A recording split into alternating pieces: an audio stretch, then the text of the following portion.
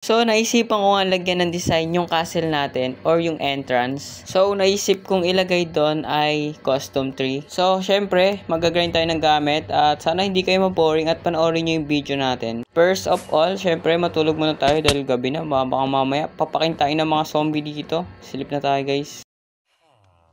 Okay, umaga na, good morning. Dahil nga custom tree yung i-build natin, syempre, mag-grind na tayo ng gagamitin natin pang build. Alangan mag-build ka nang walang gamit, ano yun? Ba't ngayon ko lang ito naisip? Meron palang oak log dun sa may jungle, di ba?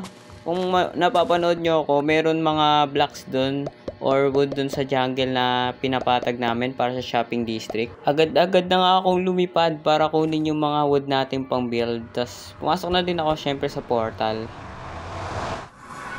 So, nakarating na tayo dito. So, andito nga sa mga chest na to, nakalagay yung ano natin, mga gagamitin. So, yun, ang dami.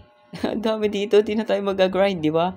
Paka basic lang. Agad-agad na nga natin itong kinwrap sa, sa oak wood para mas maangas siya tignan pag binibuild na natin, no? So, yeah, nandito na tayo. So, dito ko nga pala siya ilalagay. Diyan sa harap ng ating maangas na castle. Dito nga sa part na to guys ay nag-practice muna ako ng pag-sketch ng build natin. So ayun yung kinalabasan.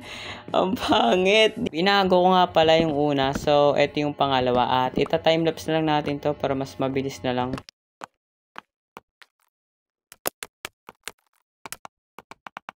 Okay, ito na nga pala yung kinalabasan ng pangalawang build natin. Yan. So, okay na din to. Hindi na siya masama kaysa doon nung una. Ito na nga pala yung perfect look ng ating build. Dito guys, sa part na to is nilagyan ko na siya ng dahon para mas maangas na siya tignan. Dito nga is naglalagay ako dito ng dahon para syempre, puno walang dahon. Ano yun pre? Timelapse na lang din natin to.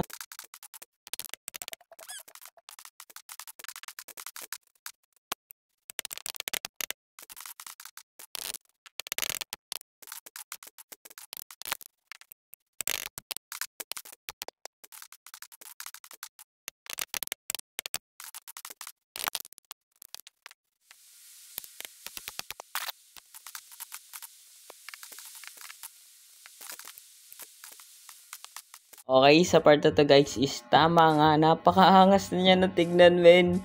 Nabuo na natin yung naisip ko. So, eto na yung kinalabasan ng binibuild natin. Okay, pangalawang araw ng pagre-record, nag-grind na nga pala ako ng gamit pang design dito sa binibuild natin na puno.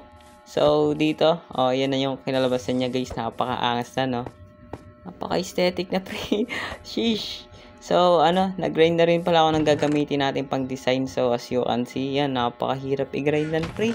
So, dito meron din. And yeah, ano pang gagawin natin? Magdi-design na tayo.